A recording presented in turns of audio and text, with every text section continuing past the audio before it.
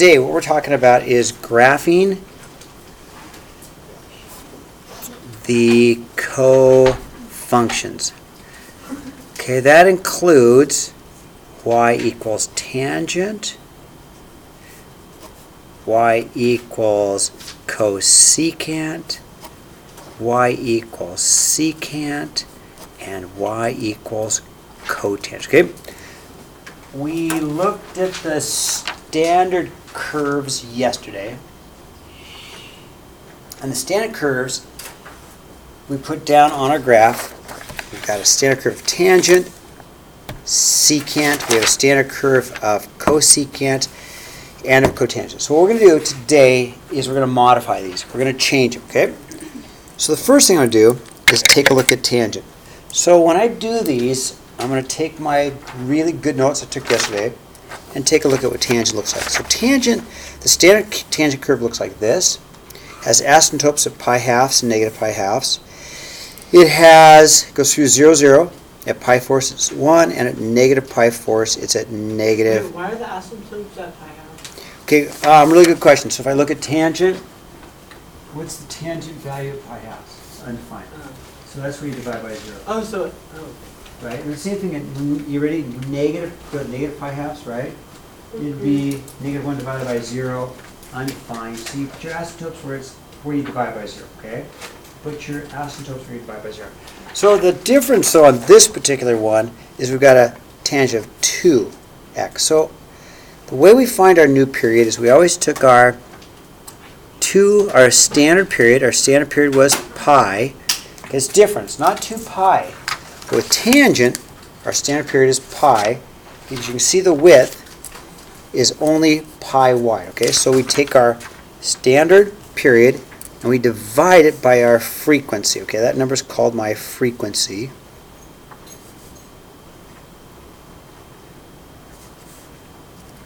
And then if I do that, then my new period is pi halves. So that means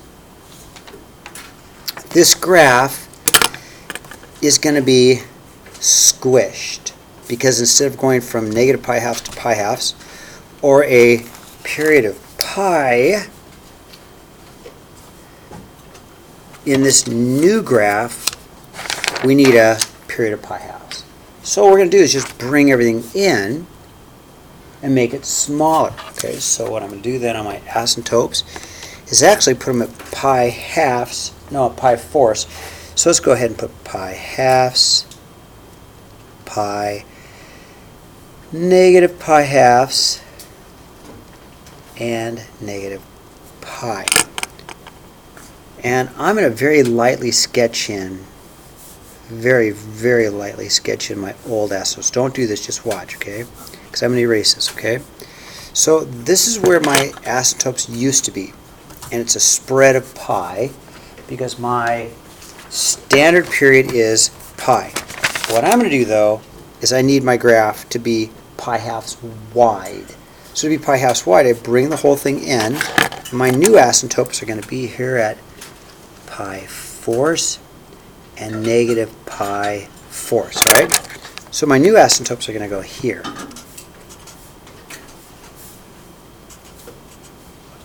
Okay? Now the amplitude is technically a 1 here.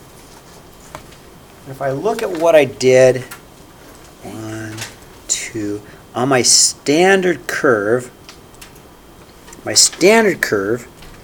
had my amplitude at pi fourths and at 1, and I had my amplitude at negative pi fourths and negative 1. So what I'm going to do is this. Instead of pi fourths, I'm going to go pi eighths and 1,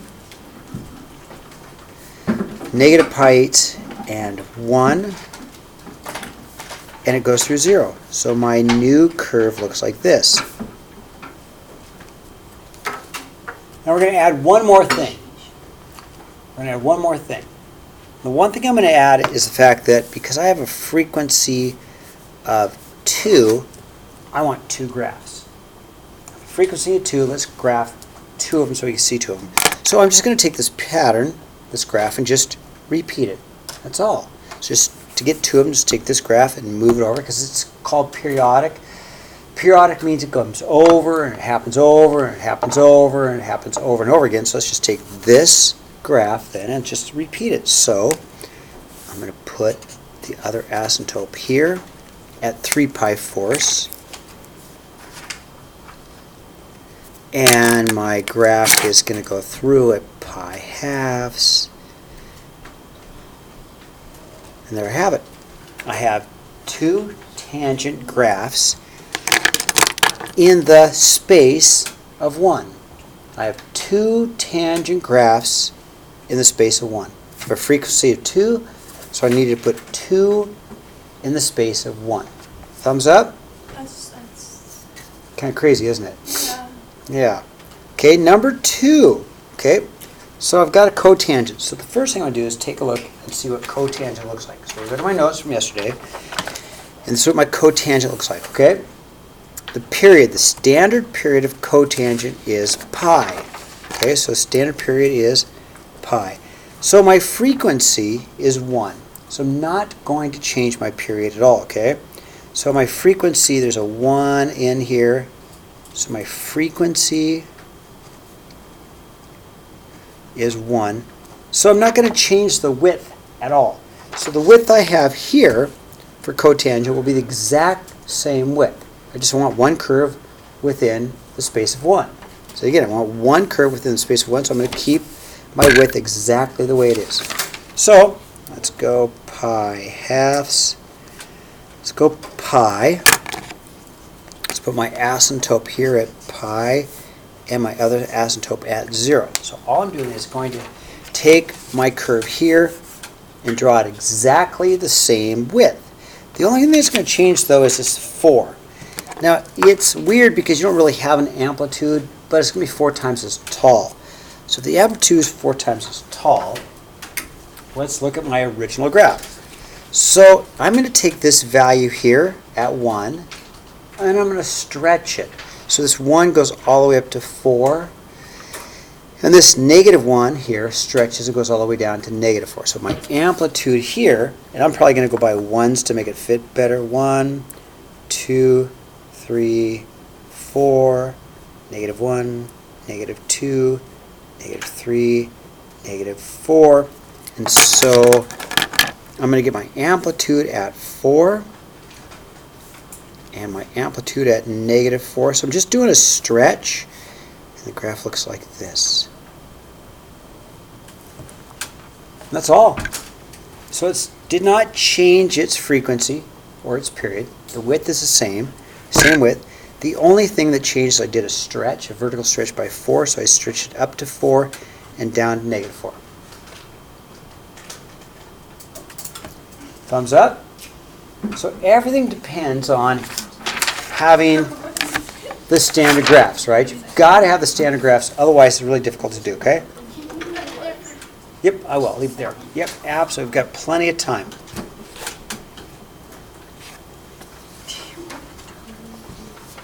Sydney, give me thumbs up when you got it.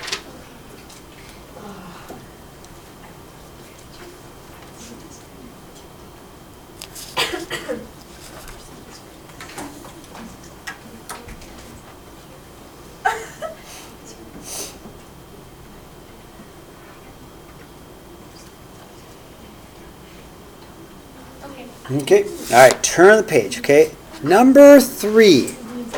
So, to do negative 3 secant of 2x, the first thing we have to do is graph its cofunctions. So we need to put a little star up here first.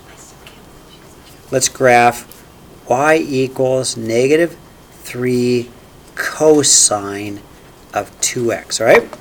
Let's graph its cofunction. And the reason I want to do that is because when I get my cosine, when I get my cosine in here, I'll know where the asymptotes go.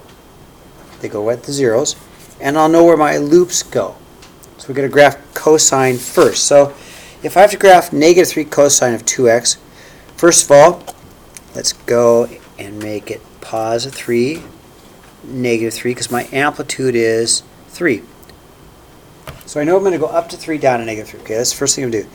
And I also know it's going to be upside down. It's going to be upside down because of the negative, okay?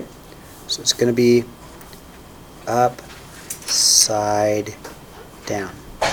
So a standard cosine graph looks like this. This is a standard cosine graph,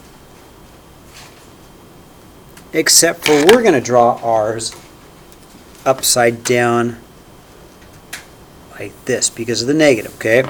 That's my negative cosine. Looks like DNA. So, what I'm going to do is put in my pi halves, my pi, my 3 pi halves, and 2 pi. And these are values from the unit circle. That's why I put them down. Because really, when you do trig graphs, it's just taking the unit circle and unrolling it, okay? And then negative pi halves here, okay? So then, let's put my cosine graph in. But we've got to have 2 of them. So we need a frequency of 2. So my frequency is 2. So that means instead of going from 0 to 2 pi, instead of going from 0 to 2 pi, I've got to put 2 of those in there. So my new period is 2 pi divided by my frequency, which is pi, right? So I'm going to take this upside down shape and put one in here and then put the other here. So let's do that. So cosine starts down at -3, ends at -3, right? Because we're going to take this shape right here. Halfway through it's going to be up at +3. 1/4 the way it goes through the x-axis, 3/4 the way it goes through the x-axis. So my first cosine curve looks like this, okay? And then I need 2 of those because my frequency says 2, so I'm going to draw another. Okay, so take this shape, it starts at -3, it's going to end at -3 at 2 pi, halfway through it's going to be a +3, 4th way through it goes through the x-axis, okay? Alright, there we go. I'm going to extend this, and you're going to see why. I'm going to extend my curve a little bit right there to negative pi halves. So, I'm getting close. So when I look at doing a secant instead, right, my secant has asymptotes where my cosine is 0. So let's put those in. So I'm going to have an asymptote here at pi fourths. I'm going to have an asymptote here at 3 pi fourths. I have an asymptote here at 5 pi fourths. I have an asymptote here at 7 pi fourths, okay? So these values are at pi fourths, 3 pi fourths, 5 pi fourths, and 7 pi fourths, okay? Now, I'm getting close, and actually I can put one at negative pi fourths too, can't I? That's because I want to extend my graph, right? So anywhere that the cosine curve is 0, then my secant graph will be undefined. Anywhere my cosine graph is 0, my secant graph is undefined. Anywhere my cosine graph is 0, my secant graph is undefined. Anywhere my cosine graph is 0, my secant graph is undefined. I think I said that 4 times. I think we got it, right? Now, I actually didn't. okay. Can you say it one more? No. No, like actually we weren't Can you write listening. it down? Okay, well look, it's as easy as this. Real quickly, what's 1 over 0? Undefined. Good. Okay, right here, what's the cosine value? Undefined. 0. It's 0. And what's, so the, Oh, 1 over 0 is there you go. What's the cosine value here? 0. Or undefined. Undefined. Right, cosine is 0, but this is undefined. Okay, now, Okay. we also saw with our secant is when cosine got small, then secant got big, right? So we just have to put in our loops. So my answer is actually the loops. My answer is these loops right here. And it does touch, because this is like 1 over 1. It does touch. It does touch. And so the answer happens to be these loops right here. Okay? Now, when I look at it, there are really 2 secant curves, because an up and down curve makes one function. So I've got 1, 2 of the secant curves, which is what I should have, okay? Thumbs up? Kind of. Kind of, okay. Now, example 5. It says, find the period in horizontal shift. Do not graph. Well, before I do anything, I need to rewrite it. You see, what we've been looking at is this. Y equals A, let's go trig. So if I put trig, that would include sine, cosine, tangent, secant, cosecant of B times x minus c plus d, okay? And this is our standard trig graph formula, okay? So I want to rewrite this tangent in this form. So I'm going to factor. I'm going to factor out of 4. I want to factor out of 4, so I have a number here, parentheses. So I'm going to rewrite this as y equals 2 tangent of. Well, I'm going to take out a common 4. See that? I'm going to take out a 4, parentheses, x minus 8 plus 0, because there's no plus 0, right? How am I doing? Now, a horizontal shift is 8 to the right, because it's the opposite of the inside, right? So my horizontal shift